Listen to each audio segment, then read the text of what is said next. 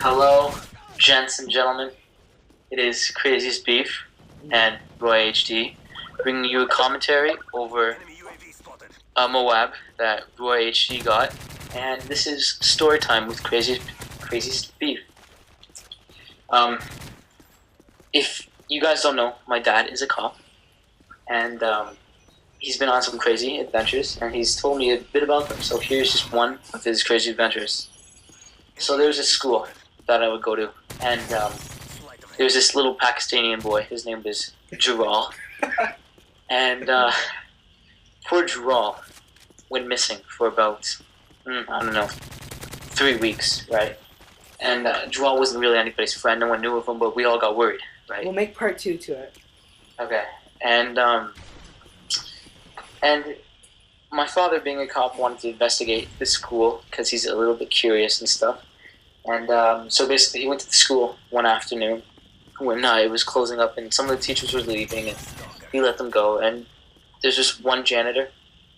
His name was Mr. Chow, and he was a fat guy. He probably had a beard down to his nipple line or whatever, and he was really fat and stuff. And there was this other teacher named Donna, and Donna kind of knew this Mr. Sang or Mr. Chow guy really well, and she told my father a bit about him, and she doesn't really like the man, so she told my father to basically go investigate this guy. But this man was Vietnamese, and he did not know a word of English, and he was an immigrant from Vietnamese or whatever, Vietnam, whatever.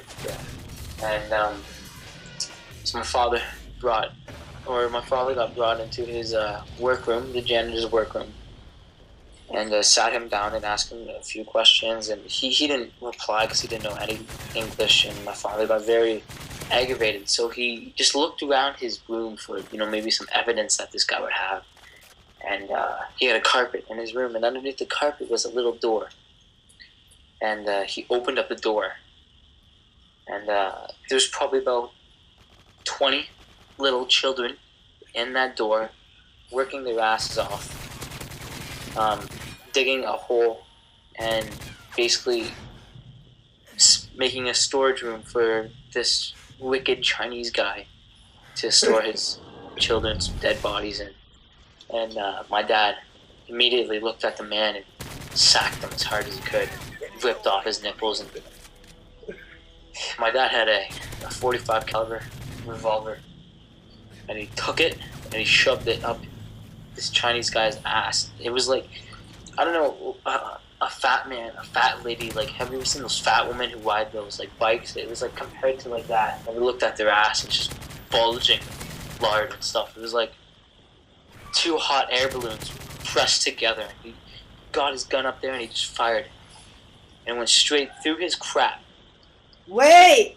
Intestines, and killed the man. And then his he got the kids out of the hole, and he looked around and he found all these bones and crap, and he assumed that this Chinese guy was eating the little children to survive because he didn't know how to buy food. He was from Vietnam. So he cut the man open and found Jaral's whole body. His whole body was in that man's stomach. And my God, my dad told me when he pulled the boy out, he was at least 500 pounds lighter. So Jaral was a fat ass, basically. And my dad went back to the station with the mission passed, and the sheriff rewarded him with Medal of Honor for saving young kids' lives and teachers and parents. And basically my father was known all the way around the world for killing this Chinese man and saving school and the economy around it.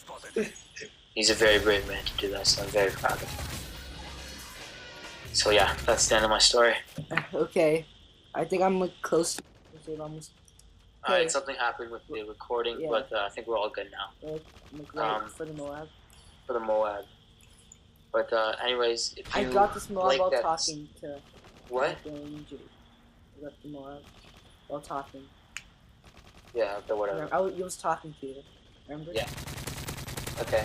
So if you guys like that story, like this video, and I'll sure to make ask my dad for another story that's even funnier and more ridiculous than that one. I don't know, Roy, how close are you to getting on MOAB? Oh, what? I got it. Okay, then I guess that's the end for this commentary. Yep. Okay. See you later. Bye. Bye.